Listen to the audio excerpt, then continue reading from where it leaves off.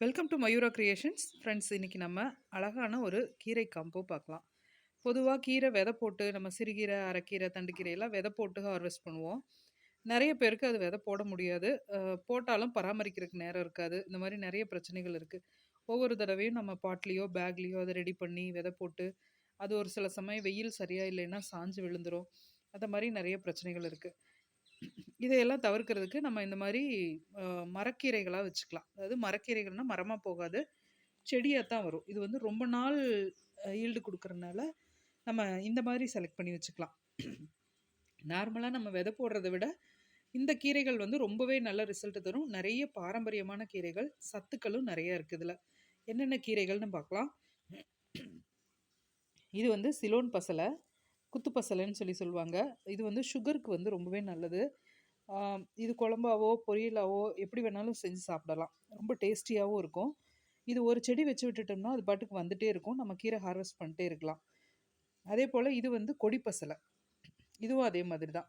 இது வந்து குழந்தைங்களுக்கு ரொம்பவே இம்யூனிட்டி பவர் இன்க்ரீஸ் பண்ணி கொடுக்கும். நிறைய ஹாஸ்பிட்டல்ஸ்லாம் இந்த கீரையை பற்றி போட்டிருப்பாங்க, பார்த்துருப்பீங்க. நிறைய கார்ட்டூன்லாம் கூட இந்த கீரையை பற்றி வந்திருக்கு. இதில் என்னென்னா, இப்போ நம்ம கொடுக்கும்போது இந்த மாதிரி ஓட்ட ஓட்டையாக தான் இருக்கும். ஏன்னா இது வந்து உணவுப் பொருளுங்கிறதுனால நம்ம வந்து மருந்து எதுவும் அடிக்கலை. இந்த கிளைமேட்டில் பூச்சிகள் நிறையா இருக்கு இல்லைங்களா, அதனால் அது சாப்பிடுது. நீங்கள் அந்த மேலே ஓட்ட ஓட்டையாக இருக்கிறத மட்டும் கிள்ளி விட்டுட்டிங்கன்னா போதும், அது பாட்டுக்கு கீரை வேகமாக வந்துடும். அதுக்கப்புறம் இது வந்து பார்த்திங்கன்னா மாயன் கீரை. இதுவும் அது மாதிரி தான். இது மாயன் நாகரிகம்னு நம்ம கேள்விப்பட்டிருக்கோம் இல்லையா, அந்த காலத்தில் இருந்தவங்க யூஸ் பண்ணதுனால இது பேர் மாயன் கீரை. இது ரொம்ப அதிகமாக எடுத்துக்க வேண்டியதே இல்லைங்க. ஒரு 4-5 இலையை மட்டும் கிள்ளி யூஸ் பண்ணோம்னா, இதில் பால் வரும். இந்த 4-5 இலையை மட்டும் கிள்ளி பருப்புல எல்லாம் போட்டோம்னாவே போதும். அவ்வளோ ஒரு இம்யூனிட்டி பவர் கொடுக்கும் இது. வாரம் ஒரு தடவை சாப்பிட்டாலே போதும், நிறைய சாப்பிட்ணுங்கிற அவசியமே இல்லை. அதுக்கப்புறமா பார்த்தீங்கன்னா கல்யாண முருங்கை. இது வந்து கல்யாண முருங்கை. கல்யாண முருங்கை வீட்டில் இருந்தது அப்படின்னா பெண்களுக்கு, அதாவது ஒரு ஒரு ஒரு 10-11 வயசில் ஒரு பெண் குழந்தை இருக்காங்கன்னா இந்த கல்யாண முருங்கை ஒன்று வீட்டில் இருந்தால் போதும், நம்ம உணவில் சேர்த்திட்டு வந்தோம்னா போதும். அவங்களுக்கு அருமையான ஒரு ஆரோக்கியமான உடல் நிலையும் நல்ல வடிவமைப்பையும் கொடுக்கக்கூடியது இந்த கல்யாண முருங்கை. கர்ப்பப்பை சார்ந்த எந்த பிரச்சனையும் வராது.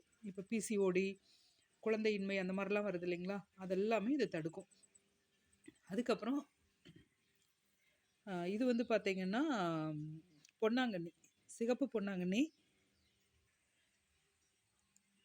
இந்த சிகப்பு பொன்னாங்கண்ணி இதுவுமே வந்து ஒரு ரொம்ப ரொம்ப நாள் வரக்கூடிய கீரை. இது வந்து உங்ககிட்ட இருக்குது அப்படிங்கிற பட்சத்தில் நீங்கள் பச்சை பொன்னாங்கண்ணியும் கூட மாற்றி வாங்கிக்கலாம். ஏன்னா அது நிறைய பேர்த்திட்ட இருக்குது. அதனால் இல்லாதவங்க வாங்கி வச்சுக்கோங்க, இருக்கிறவங்க இந்த பச்சை பொன்னாங்கண்ணி வாங்கிக்கோங்க. அதுக்கப்புறமா பார்த்திங்கன்னா இது வந்து நீர்ப்பசலை. இதுவும் அதே போல் தான், ஒரு அருமையான கீரை. கடையலாம், பொரியல் பண்ணலாம், ரொம்ப நல்லாயிருக்கும், டேஸ்ட்டாக இருக்கும். ஒரு சின்ன தொட்டிலையோ பாட்டிலையோ வச்சு விட்டுட்டிங்கன்னா ரொம்ப அருமையாக அது பாட்டுக்கு வந்துகிட்டே இருக்கும். கொஞ்சம் நிழல் பாங்காகவே வச்சுக்கலாம் இந்த கீரைகள் எல்லாமே. ரொம்ப அதாவது வெயில் தான் இருக்குது அப்படின்னாலும் வெயிலையும் வச்சுக்கலாம், அதனால ஒன்றும் தப்பு கிடையாது. கொஞ்சம் ஈரப்பதமாக வச்சுக்கலாம். ஒரு பாட்லேயோ பக்கெட்டில் வச்சு விட்டிங்கன்னா கூட இது எல்லாமே அருமையாக வந்துடுங்க. அப்படி ஒரு அருமையான கீரை வகைகள் எல்லாமே.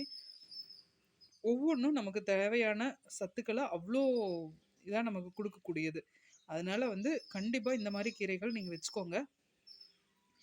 ஏதாவது ஒரு விதத்தில் சேர்த்துங்க. முடிஞ்சால் சமையலாக பண்ணுங்கள், இல்லைன்னா இலையை பறித்து காய வச்சு அந்த பொடி பண்ணி வச்சுட்டு அந்த பொடியை குழம்புல போடுங்க, ரசத்தில் போடுங்க. சாப்பிடலை அப்படின்னா, இல்லை அந்த மாதிரி யூஸ் பண்ணும்போது நமக்கு அதனுடைய சத்துக்கள் வந்து முழுமையாக கிடைக்கும். நிறைய நோய்களை நம்ம தவிர்த்துக்க முடியும் தினமும் ஒரு கீரை நம்ம சேர்த்துக்கும் போது.